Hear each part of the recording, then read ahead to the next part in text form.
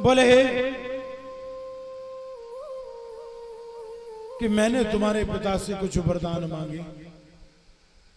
बोले कैसे वरदान? बोले मैंने तुम्हारे लिए राज्य मांगा राजा दशरथ से। बोले मां मुझे कोई राज्य की इच्छा नहीं है, मैं राज्य भोगना नहीं चाहता, मुझे नहीं चाहिए राज्य।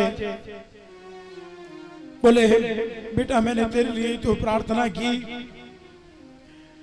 और जाकर के महाराज जब बताया कैसी स्थिति हो गई, राम और तेरे बड़े भाई राम को तेरे पिता ने वनवास दे दिया। बोले अरे मां क्या कहती है? बड़े भैया को वनवास? अरे मैं प्राण कैसे, मेरे प्राण क्यों नहीं निकल गए ये सुन करके कि बड़े भैया को वनवास दे दिया। कहाँ है पिताश्री? मैं भी जाता हूँ और पिताश्री से लड़ता हूँ कि मेरे बड़े भैया को तुमने कैसे वनवास दे दिया। बेटा तेरे पिता भी नहीं रहे हैं। बोले राम वियोग में उन्होंने भी प्राणों को त्याग दिया। भरतलाल कहते हैं भैया ये तूने क्या कर दिया?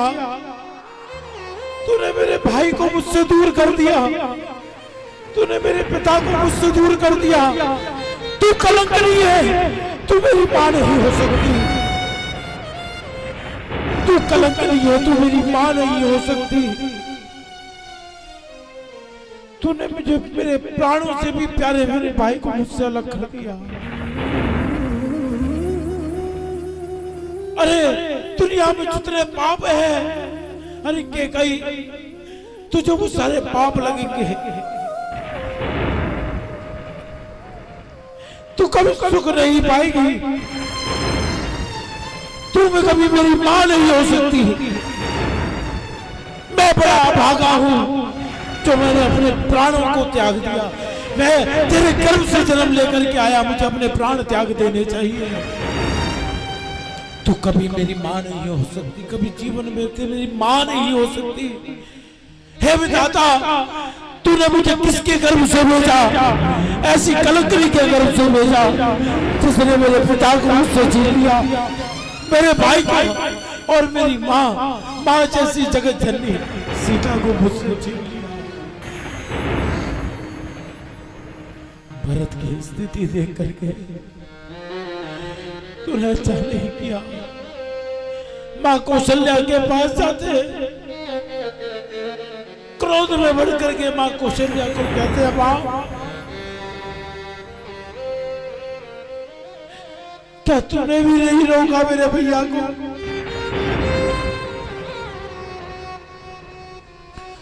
कौशल्या स्थिति को देती है भरत मेरा कोई दोष नहीं, मैं तो देखती रही कि मेरे पुत्र को मुझसे जुदा किया जा रहा है।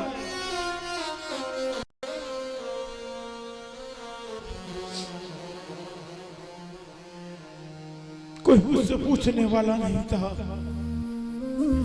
एक कौशल्या की स्थिति ऐसी हो गई, पिता ने आज्ञा दी, वो अपने पिता की आज्ञा को मान करके चला गया।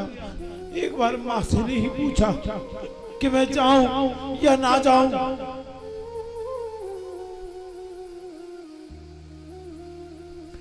भरतलाल कहते हैं मां कहाँ है पिताश्री? गुरुदेव वशिष्ठ से जाकर के बोलते हैं भरतलाल, जाकर के गुरुदेव को प्रणाम करते हैं। गुरुदेव क्या आपने भी मेरे भैया को नहीं रोका?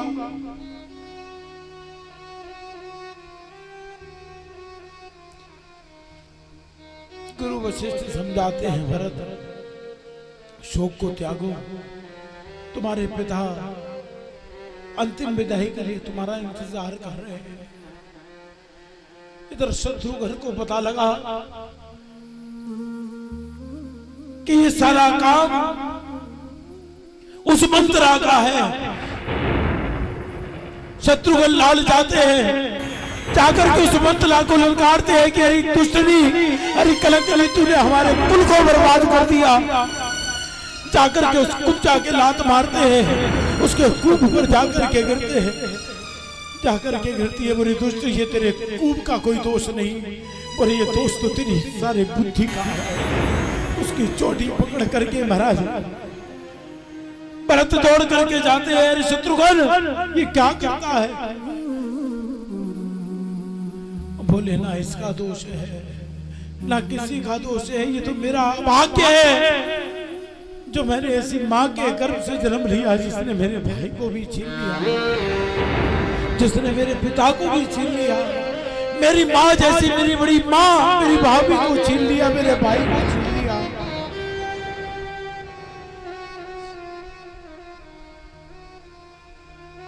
अंत्येष्टि क्रिया आदि की जाती है। 12 दिन तक एकादशा दसवां द्वादशा सहपिंडी संस्कार राजा दशरथ का किया जाता है। गुरुदेव वशिष्ठ कहते हैं कि इस राज सिंहासन पर अब तुम्हें बैठना होगा भरत।